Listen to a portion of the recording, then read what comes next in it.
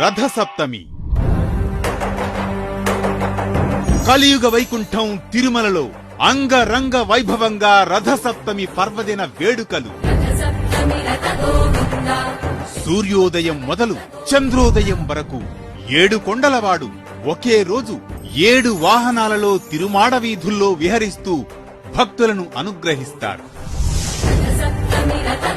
ఉదయం 5:30 సూర్యప్రభ వాహనం, ఉదయం 9 చినశేష వాహనం, ఉదయం 11 గరుడ వాహనం, మధ్యాహ్నం 1 హనుమంత వాహనం, మధ్యాహ్నం 2 చక్ర స్నానం, సాయంత్రం 4 కల్పవృక్ష వాహనం, సాయంత్రం 6 సర్వభూపాల వాహనం, రాత్రి 8 చంద్రప్రభ వాహనం.